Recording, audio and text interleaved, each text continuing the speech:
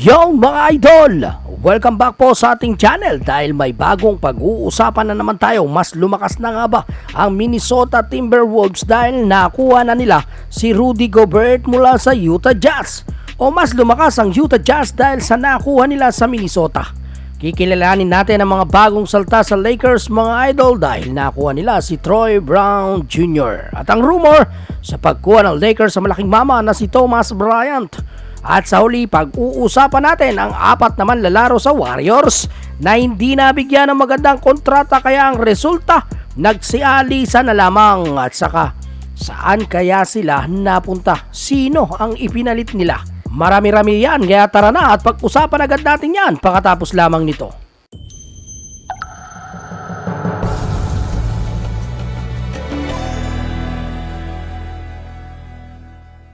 May hinihintay ang Lakers, isang big man, at mukhang pag nakuha siya marahil siya na ang gagawing starting center ng Lakers.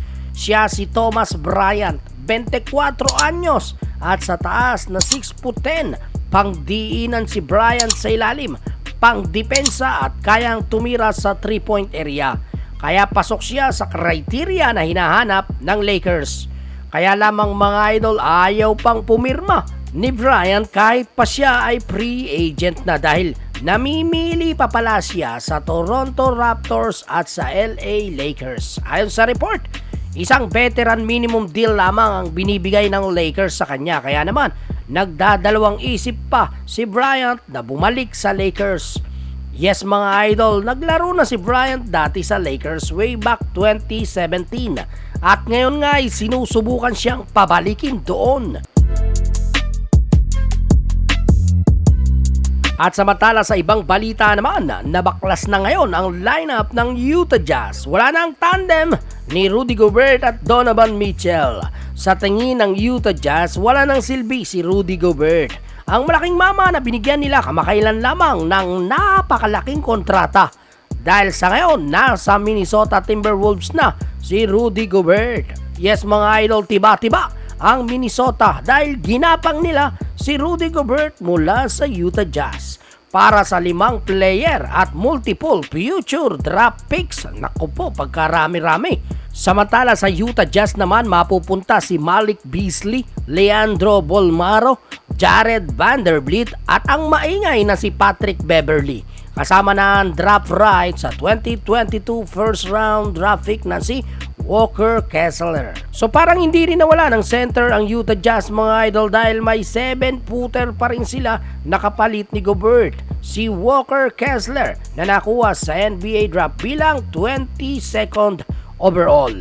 Makakakuha din ang Utah Jazz ng mga unprotected first round pick 2023, 2025 at 2027 bilang karagdagan. Ang Utah ay nakakuha ng top 5 protected first round pick sa 2029 at ang karapatang pagpili ng pick sa 2026. Samantala, ang Wolves ay napabalitang naghahanap ng isang defensive-minded center upang ipares kay Karl Anthony Towns.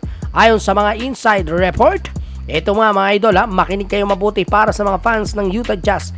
Plano ng Utah na gamitin ang draft capital at nakuhang mga manlalaro para muling itayo ang kanilang roster sa paligid ni Donovan Mitchell. Ibig sabihin, magre-rebuild ang Utah Jazz sa mga darating na panahon para kay Donovan Mitchell. Nakakuha din ang Jazz ng first round pick mula sa Brooklyn para kay Royce O'Neal sa simula ng off-season. At samantala sa ating balita pa rin, nakakuha ang Lakers ng isang role player at mukhang ginawa na naman nila ang ginawa nila dati, ang maghanap ng gustong maglaro sa Lakers pero sa mababang halaga lamang. Mga player na may gustong patunayan. Dahil mayroon lamang ang Lakers na non-taxpayer mid-level exception para sa isang free agent. At yan nga ay nagamit na nila kay Lonnie Walkers. Pero wag mag-alala mga idol dahil may nakuha na ang Lakers at pumayag sa minimum deal. Siya ang klase ng player na gaya ni Malik Monk noong isang taon. Gustong may patunayan kaya pumayag sa maliit na laga.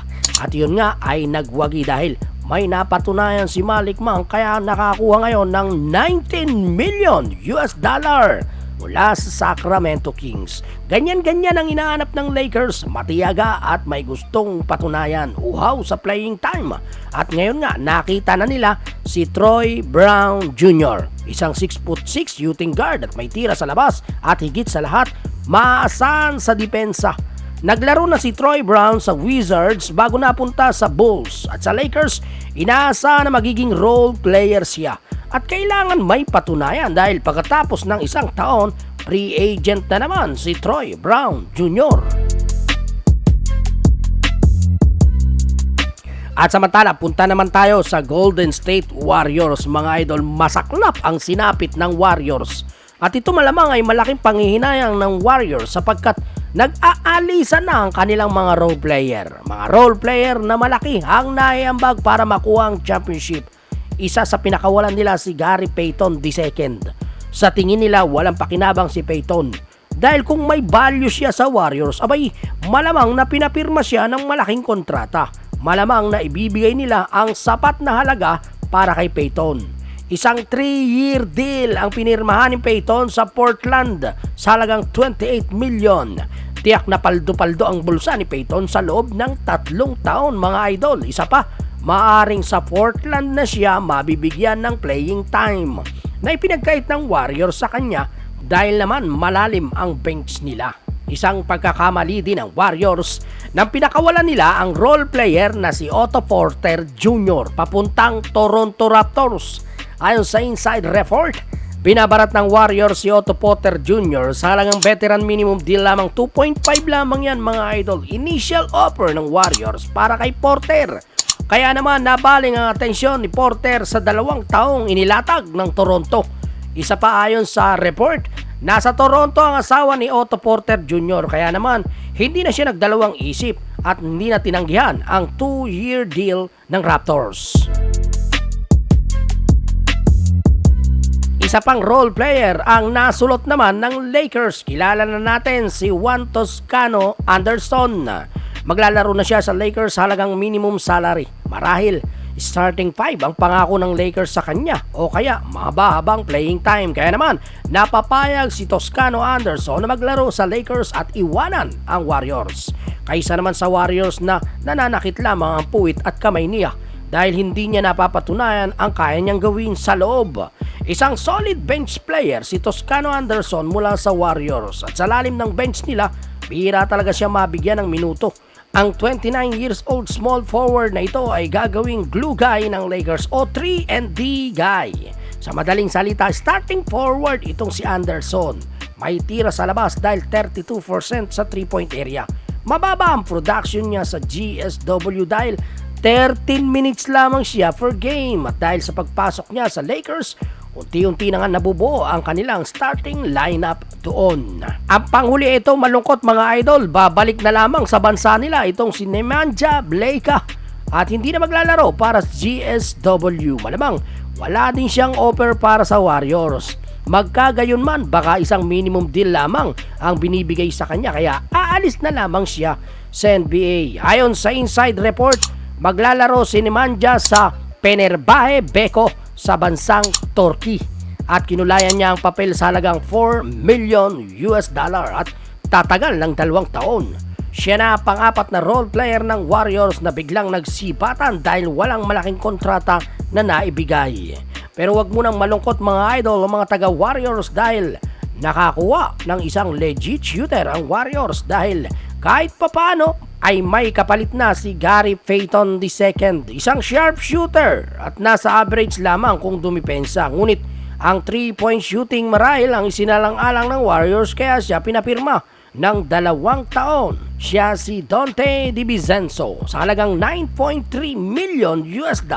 Sasandalan ng Warriors ang 9 points, 4 rebound at 2.8 assists ni DiVincenzo habang 36% sa 3-point area itong si Donte. Isang palaisipan din ang injury ni DiVincenzo mga idol dahil kagagaling lamang niya sa major injury bago nakapaglaro sa Sacramento Kings.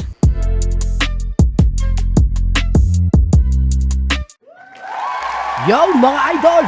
Ano ang masasabi mo sa video natin for today? Mag-comment ka lang lamang sa ibaba at mag-subscribe ka na para palagi kang updated ngayong off-season dahil maraming nagaganap na trade o lipatan at para ikaw ang unang makaalam.